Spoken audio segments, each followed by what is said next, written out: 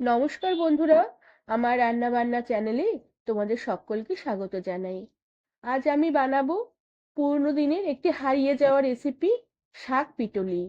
বাড়ির ছোটরা প্রায়ই শাক ভাজা খেতে চায় না, তবে এভাবে শাক পিটুলি রান্না করে দিলে আঙুল চেটে খেয়ে নেবে। আর বানানো একদম সোজা।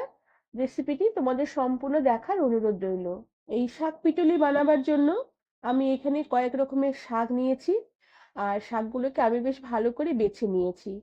তবে তবে এই শাক পিটুলির রেসিপিটি খেসারি শাক দিয়েই বানানো হয়। তবে এখন তো আর বাজারে খেসারি শাক পাওয়া যায় না, তাই এই সব শাক দিয়েই এই শাক পিটুলির রেসিপিটি বানিয়ে নেওয়া যাবে। আর আমি এখানে কলমি শাক নিয়েছি, আর তার সাথে আছে শুষ্নি শাক, আছে খানিকটা খসলা শাক, আর আছে তার সাথে পাট শাক। সমস্ত শাকগুলোকে বেশ ভালো করে বেছে নিয়েছি। এবার শাকগুলোকে ধুয়ে নিয়ে শাকগুলোকে আমি একটুখানি ছোট ছোট করে কুচিয়ে নেব। আর শাকগুলো ধুয়ে নেওয়ার পরে বেশ ভালো করে জল ঝরিয়ে নিতে হবে, কেননা শাক রান্নার সময় প্রচুর জল বেরোবে। এবার আমি রান্নাটা শুরু করব। এর জন্য কড়াতে পরিমাণ মতন তেল বেশ ভালো করে গরম করে নিয়েছি। তবে খুব বেশি তেল তাতালে হবে না, তাহলে ফোড়নগুলো পুড়ে যাবে। এবার আমি একটি তেজপাতা আর একটি শুকনো লঙ্কা ছিঁড়ে ফোড়ন দিলাম, আর তার সাথে খানিকটা গোটা জিরে ফোড়ন দিলাম, আর সাথে খানিকটা রাঁধুনি ফোড়ন দিলাম, আর তার সাথে কয়েকটা কাঁচা লঙ্কা চিড়ে দিয়ে দিলাম। এবার সমস্ত কিছু তেলে একটু নেড়ে চেড়ে নেব।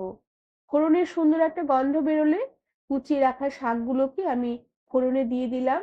এবার ফোড়নের তেলে শাকগুলোকে কিছুক্ষণ একটু নেড়ে চেড়ে নেব। আর এই কিছুক্ষণ নেড়ে চেড়ে নেবার পরে শাকগুলো অল্প করে একটু মজে আসবে। শাক খানিকটা একটু নেড়ে চেড়ে নেবার পরে একটু মজে এলে শাকে দিয়ে দিলাম পরিমাণ মতো নুন আর পরিমাণ মতন হলুদ গুঁড়ো। এবার নুন আর হলুদ গুঁড়ো দিয়ে শাকগুলোকে বেশ ভালো করে নেড়েচেড়ে কিছুক্ষণ একটু মিশিয়ে নেব। আর শাকে নুন দেওয়াতে শাকটা বেশ অনেকটাই কমে এসেছে আর অনেকটাই মজে এসেছে।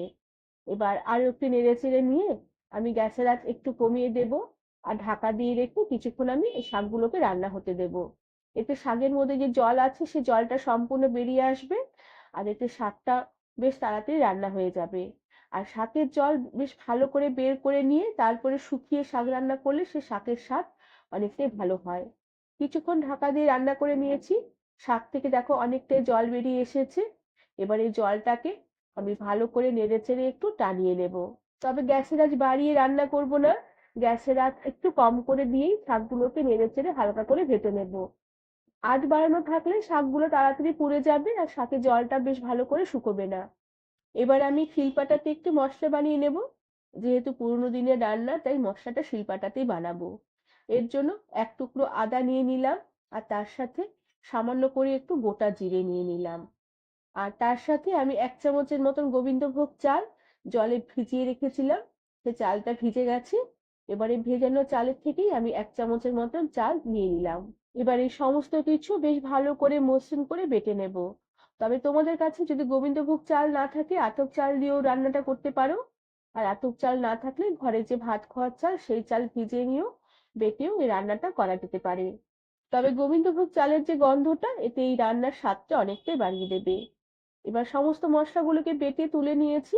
এদিকে শাকটাও বেশ ভাজতে ভাজতে অনেকটাই শুকিয়ে এসেছে, আর একদম কড়ার গায়ে গায়ে লেগে আসছে। দেখেই মনে হচ্ছে শাকের জল বেশ ভালোভাবেই শুকিয়ে গেছে। এবার শাকগুলোকে কড়ার এক সাইডে খুন্তি দিয়ে একটু সরিয়ে সরিয়ে দিলাম, আর মাঝখানটায় অল্প করে আবারও একটু তেল দিয়ে দিলাম। তেলের পরিমাণটা অল্পই দেব। এই তেলে আমি 2-3 কোয়া রসুন থেতো করে রেখেছিলাম, সেই থেতো করা রসুন দিয়ে দিলাম। এবার রসুনগুলোকে এই তেলের মধ্যে কিছুক্ষণ একটু নেড়ে চেড়ে হালকা করে একটু ভেজে নেব। তবে খেয়াল রাখতে হবে রসুনগুলো যেন পুড়ে না যায়। কিছুক্ষণ নেড়ে চেড়ে নেব। রসুন ভাজার সুন্দর একটা গন্ধ বেরোলে আমি যে শাক এই শাকগুলোকে এই ভাজা রসুনের সাথে বেশ ভালো করে নেড়ে চেড়ে মিশিয়ে নেব আর একটু ভেজে নেব। এরপরে যে গোবিন্দভোগ চাল আর জিরে বেটে রেখেছিলাম সেই সেই পিটুলি বাটা দিয়ে দিলাম। সাথে এই বাটি ধোয়া সামান্য করে একটু জলও দিয়ে দিলাম। সাথে দিয়ে দিলাম অল্প করে একটু চিনি। চিনিটা একটু শাকে দিতেই হবে, তাহলে শাক খেতে বেশ ভালো লাগবে। এবার সমস্ত কিছু বেশ ভালো করে নেড়েচেড়ে একটু মিশিয়ে নেব। আর আবারও গ্যাসের আঁচ কম করে দিয়ে এই সবকিছু হালকা করে একটু ভাজা ভাজা করে নেব। আর বারে বারে একটু নেড়েচেড়ে নিতে হবে, খেয়াল রাখতে হবে কড়ার তলাতে যেন ধরে না যায়। যেহেতু চাল পিটুলি দেওয়া আছে, অনবরত না নাড়লে কড়ার তলাতে লেগে যেতে পারে। এভাবে নাড়তে নাড়তে যখন এই শাকগুলো কড়ার নিচে আর আটকে থাকবে না, ছেড়ে ছেড়ে আসবে, সেই সময় বুঝে নিতে হবে এই শাক পিটুলি রান্না একদম কমপ্লিট। বন্ধুরা, তোমরা আমার আজকের এই শাক পিটুলি রেসিপিটি ট্রাই করে দেখতে পারো।